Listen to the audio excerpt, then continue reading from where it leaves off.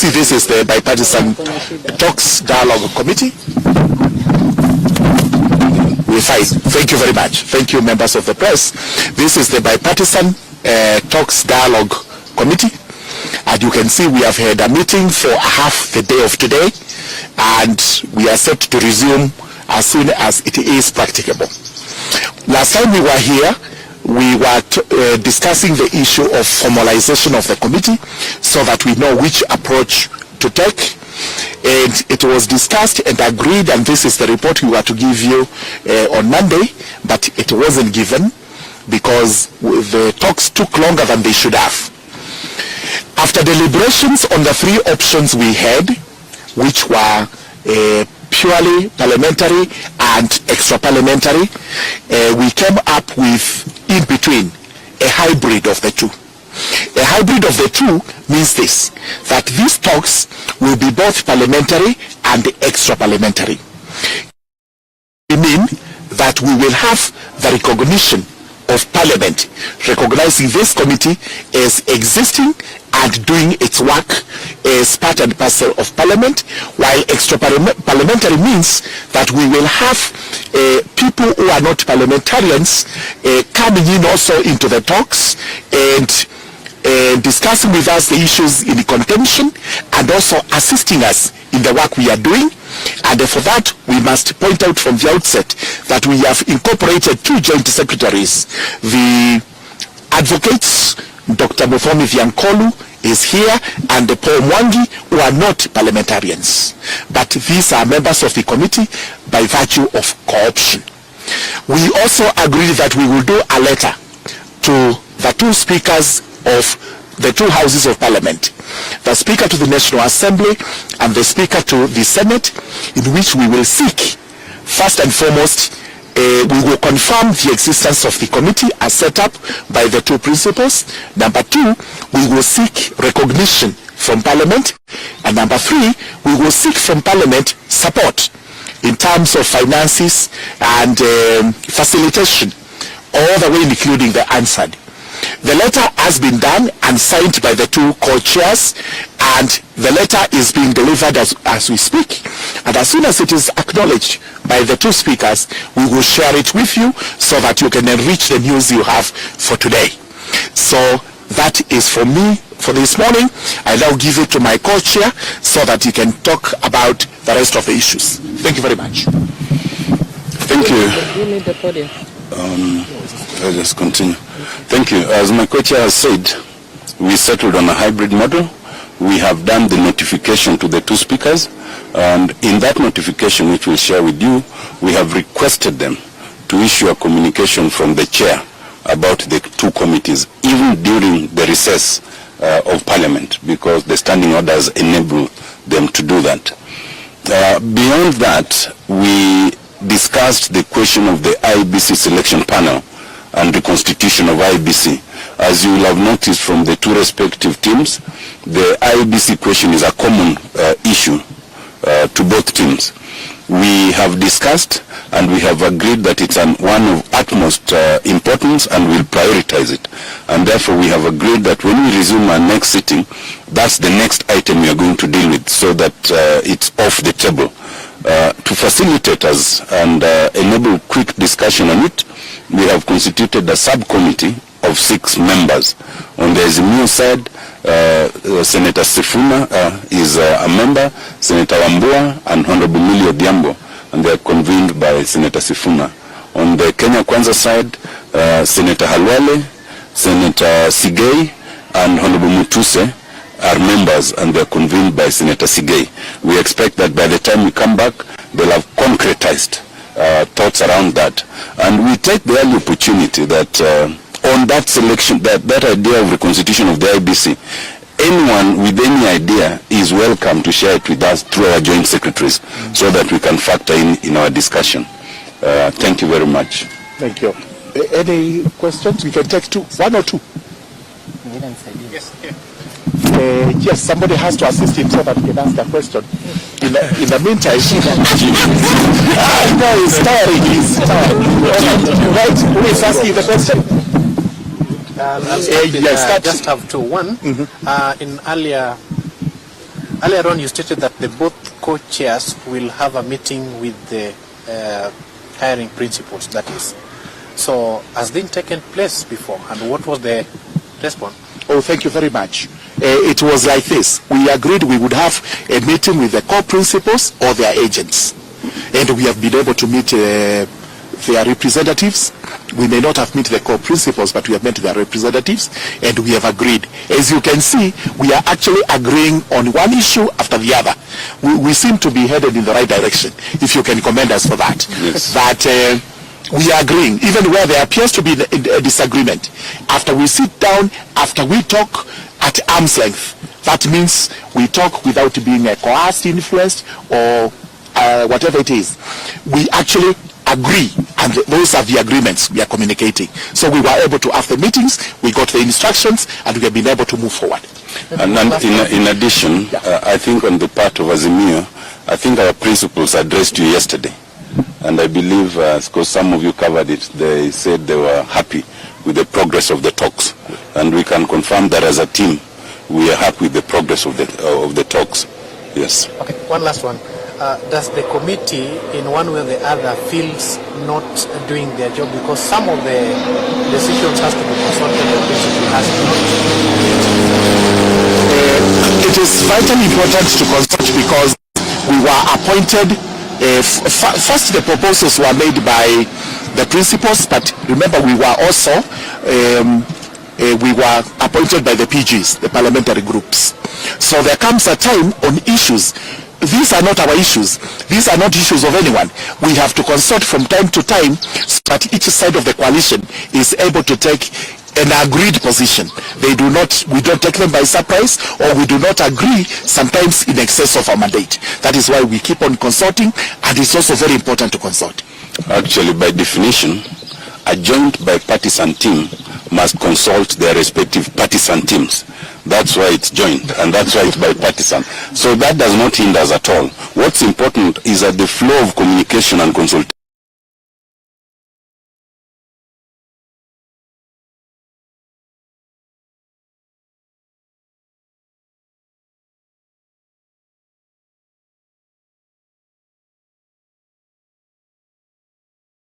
bipartisan. So that does not hinder us at all. What's important is that the flow of communication and consultation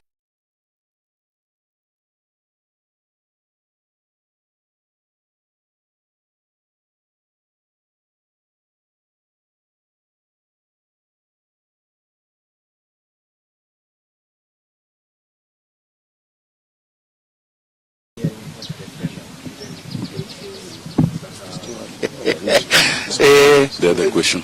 The other question? We'll take the the next question. My question is, in the framework argument, you put a clause or a point that decisions made in consensus will not be subjected to any amendment to Parliament. Is that even in order to Parliament, that you cannot change anything that you are doing consensus? Number two, you put also, in terms of the financing, you said you will also receive funds from well-wishers and partners. Who are these partners that you already have in mind? And lastly, the talks that are happening, another it's a hybrid system. It's a hybrid talk way of talking. Are we going to have the members out of who are not members of Parliament coming to you? How will they come to you to speak to you? Okay. Thank you. Take just a bit of it, the rest of it my colleague will take. Number one, as to whether there will be a referendum, a constitutional amendment, amendment of the law, that may be too early and presumptive at this hour. We have just begun the talks. We will be giving you recommendations from time to time, and those recommendations will tell us which law we are amending. Are we doing it in Parliament, or it's going to be a referendum, if that ever comes to be. For now, let's say it is too early. It may be presumptive for us to say any of this now, but it's part of the talks we are going to have. Number two, in the framework agreement, we have tried to ring-fence consensus, make it secure, so that once we agree on it, it is assumed to be the position of Parliament or of all members of Parliament. This is why we have to do the constant consultations, such that when you go to the House, nobody is taken by surprise that we didn't discuss this, we didn't discuss the other one. So we reinforce it, but of course, at the end of the day, Parliament is the supreme law-making body. It is not bound by most of these reports, but we must reinforce it. It has happened before. These are very serious talks, and when you go to Parliament, we expect them to receive the seriousness they deserve. Thank you very much.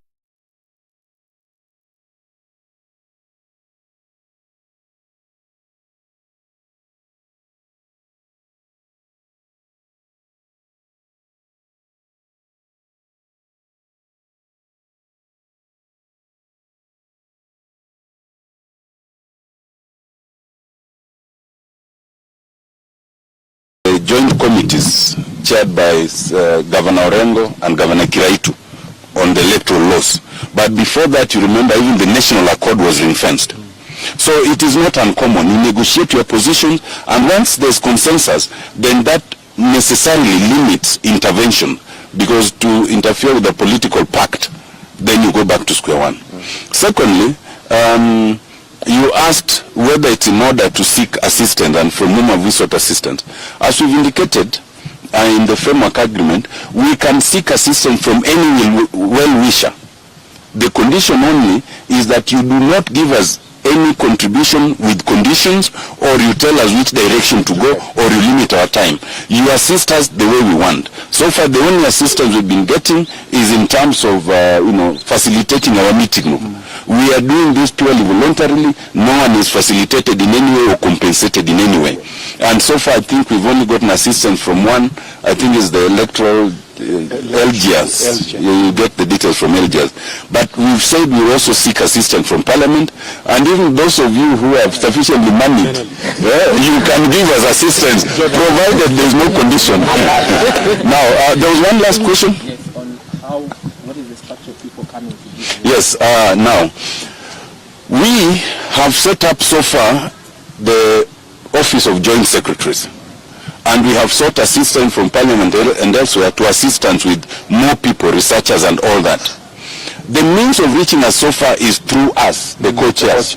Okay? If you have anything, you bring to us through Parliament, and then we transfer to the Joint Secretary. But if you know them directly, you can also do that directly. But we foresee in terms of consultation moving forward,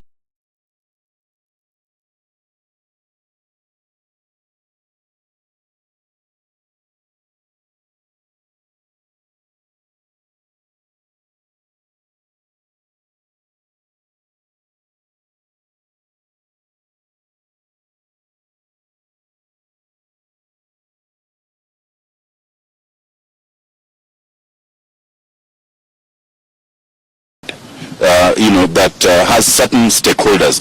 So that one will also, we'll formulate it and have a resolution, and we will notify you. Thank you. And yes. Given yourselves timelines to manage the issues that come up, whether it is simple issues or complicated, is it a consensus of the committee to first deal with issues that are common to both parties before you go to pertinent ones where we know both parties have hardline positions from the respective principles? And then other than that, you had also agreed that you will have timelines. Do those timelines start playing out as soon as the committee is formalized? You can answer together. Okay. And the question is Ivasun Minor from K24. These are follow-up on the hybrid talks you were saying. At what point do we see the addition of non-MPs in that list of the bipartisan? No, you seek formalization from the Parliament. We'll see your list. So at what point do we see the extra? You got it wrong. Let me go fast. Go fast. We have said we are a bipartisan team appointed by the respective coalitions, the major coalitions. We are not seeking formalization from Parliament. We said we are giving notification to Parliament, yes, for recognition, not formalization, and for assistance where need be. Okay? So the issue of adding anyone does not arise. Secondly, we've said that in our consultation, even now, anybody who has those issues that we had framed is free to give us their thinking. But in addition, we are going to constitute that reference panel, this reference group, which will also, assist us in that. Okay, so I think it's you didn't quite get it. You are thinking of the parliamentary route. You forgot that we agreed on the hybrid route. Let me just say something, and then my colleague will add. Yes, in any negotiations, and we had already indicated this, that we will deal with the urgent matters within 30 days and the rest of the matters within 60 days. So obviously we start by identifying the matters that are urgent. We just mentioned one, constitution of the IBC panel. But as is natural with any negotiation, you start from the easy to the difficult. So we will always try to build consensus on the easier matters as we do further consultation and persuade each other on the tougher matters. And to answer the question you didn't ask, we are well within our timelines. Thank you, Chair. Thank you. Lastly, I want to expanding this group of the bipartisan, the 7-7. We are not adding any new members apart from the joint secretaries from either side. So those who are coming in will come in as a technical team or a reference to which you can bounce ideas. They give you the ideas, they bring back to you, and you are able to incorporate. That is number one.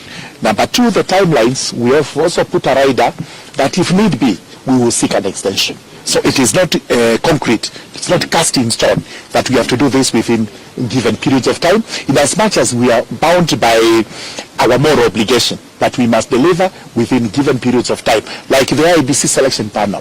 Sincerely, in a week or two, we should be able to say this is what, as a committee, we feel should be done, because the country cannot stay for long without a functioning IBC. We need the commissioners as of yesterday. Thank you very much. Thank you very much. Thank you.